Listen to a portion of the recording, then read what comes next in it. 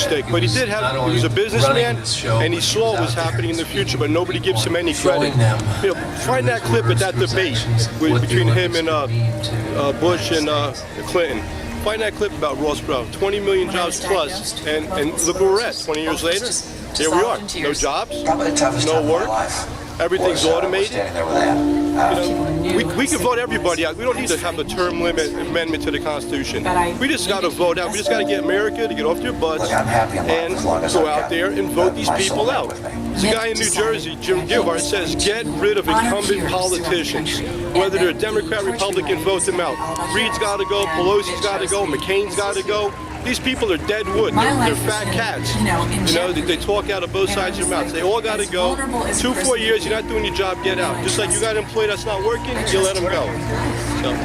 I remember my mom was always begging for us to be quiet. Just please, can I have quiet in this house? We could bend a lot of rules and get in a lot of trouble. We could never, ever say anything bad about my mom. I traveled a good deal in my early career. I would call Ann and I could hear the boys in the background and she might be a little exasperated. And I said, Ann, don't forget, what you're doing is more important than what I'm doing. Governor Romney was looking to choose a running mate. The first thing that he said that was so important to him was to choose a running mate who could step in and be commander-in-chief if necessary. And think about Paul Ryan. He's got more experience than our current commander-in-chief and done more than he's done in the last 4 years.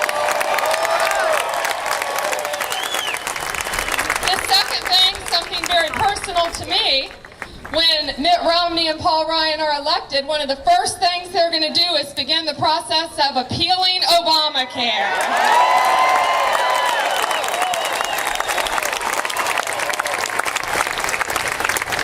You know, and really most important about Paul Ryan is he is a man of great integrity and intelligence. And not only does he understand that jobs and the economy, that's what Americans care about, but he understands our budget. And I am very proud right now to introduce to you the next Vice President of the United States of America, Paul Ryan, and his wife Jana and his mother Betty.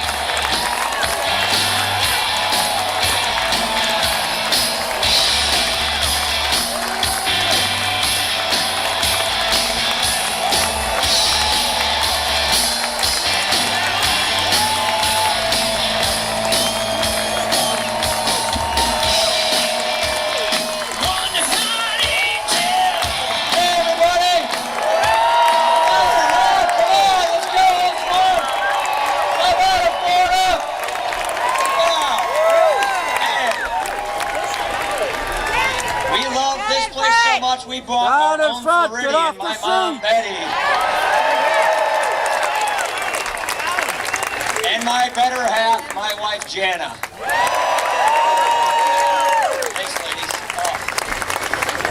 You know what? How about it for Pam Bondi, huh? Don't you have a great Attorney General?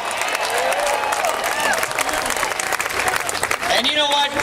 Gus Bilrakis, Bill Young, thank you for your service to our country. They are two good, decent, honorable men who are serving you right here in Florida.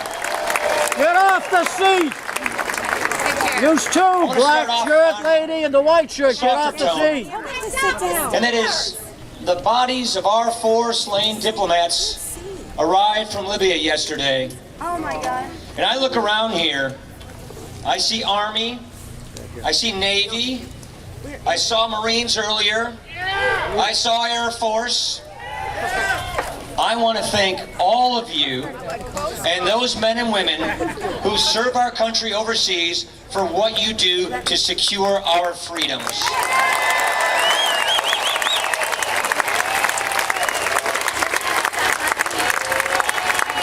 Let's keep them and their families in our prayers, especially today. Take your hand.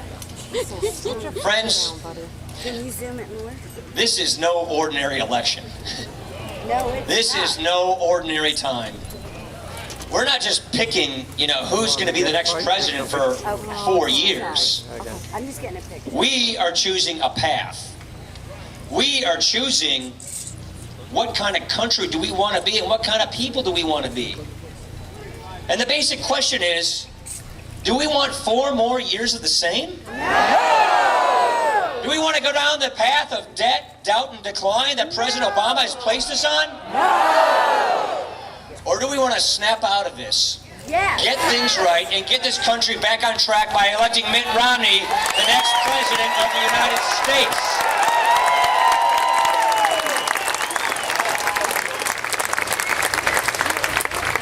The problem with President Obama and lots of politicians like him in Washington are that they're more concerned about their next election than they are about the next generation. We are not going to make that mistake. We will lead. Because what Mitt and I are asking you is help us get this country back on the right track. We want to earn your vote and deserve this victory so that we have the mandate and the moral authority to get this country back on the right track.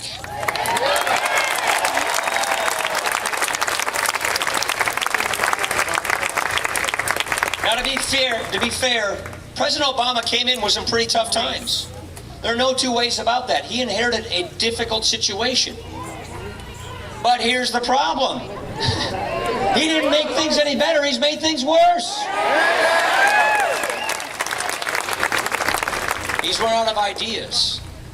And that is why, no, he had ideas. Let me correct you there. He had a lot of ideas. And he got most of his ideas in place, and that's the problem. You see, when he came in, he came with one-party rule. President Obama and his party controlled everything. The Obama economic agenda did not fail because it was stopped. It failed because it was passed.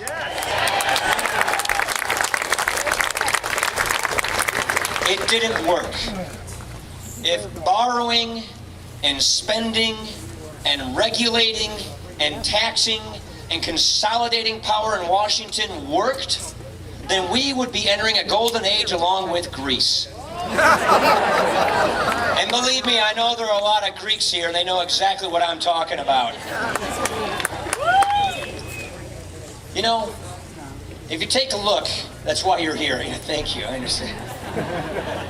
If you take a look at the record of the last 4 years, it's a record of failed policies, of an absence of leadership. President Obama came in and he jammed the stimulus through law, $831 billion of big government spending and borrowing. And he promised that if he passed this, unemployment would never get above 8%. It's been above 8% for 43 months. Now, here we are. Just last month, we got a really bad jobs report that came to us on Friday, a week ago, Friday. For every person who found a job in America, which is great, nearly 4 people stopped looking for work. Yep. We have 23 million people struggling to find work today. And just yesterday, we heard that the Federal Reserve is coming with a new bailout. This matters. So, the Federal Reserve is basically saying that we don't have a recovery, Obamanomics didn't work, so now they're coming with their bailout. Here is the problem. We don't need sugar-high economics. We don't need synthetic money creation.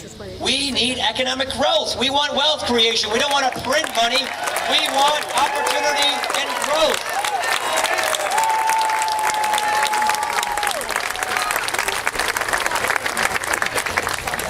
And when they do this to our money, it undermines the credibility of our money. Now, why am I talking about this? Here's why. This may help big banks. It may help Wall Street. But it doesn't help the rest of us who worry about what it's going to cost to fill the gas tank, to cool the house in the summer and heat it in winter, to buy food. Here's the problem.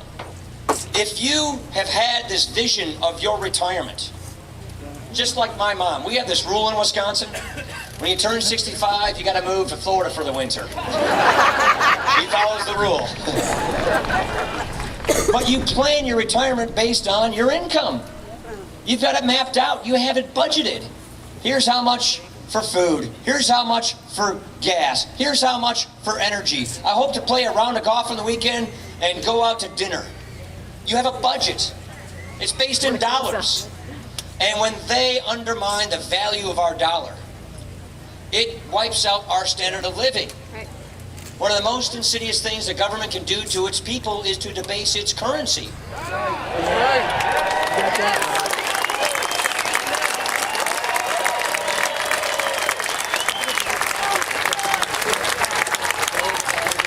We want honest money. That means we want honest government. It's one and the same. Now, the secret to prosperity is not more money coming in.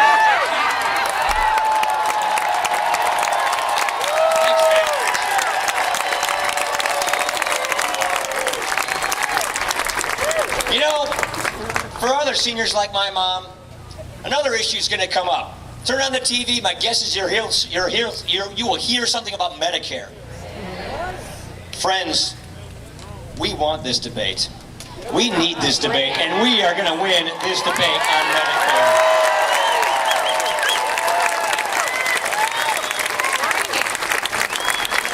Here's the dirty little secret about Medicare that they don't want you to know.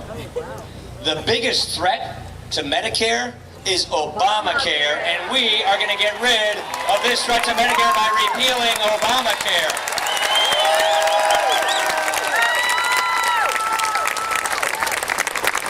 Never let them fool you. Obamacare takes $716 billion from Medicare to pay for Obamacare.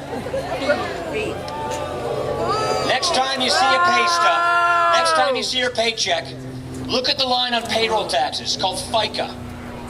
That, in the law, is supposed to go to two programs and two programs alone, Medicare and Social Security.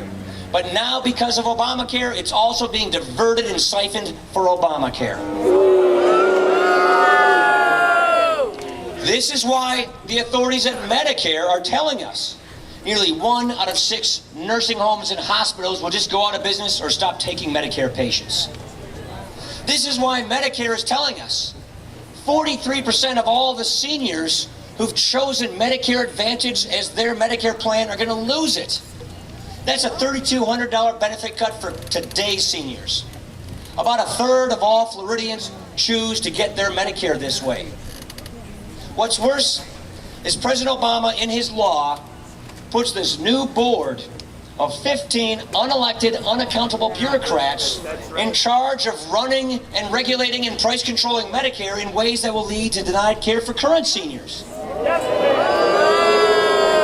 They call this an achievement. Do you call that an achievement? Medicare should not be used as a piggy bank for Obamacare. And what we are saying is, people like my mom organize their retirements based on this promise. She's been on Medicare for more than 10 years, and I'm not going to tell you exactly how much more than 10 years. The point is, what Mitt and I are saying is, don't change this program for people who've already retired. Don't put their retirement in jeopardy. Don't debase their currency, which hurts their purchasing power of their fixed income. Get this economy growing. Save this program for the next generation by having good, common sense, bipartisan reforms for my generation so that we can keep the promise for the current generation.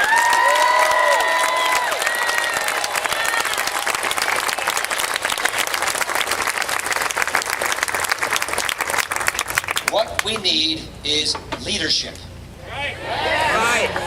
We don't have the kind of leadership we need right now. It is so unique. It is so memorable in my mind about how this moment and the man are meeting so perfectly. You know what the historians like to say?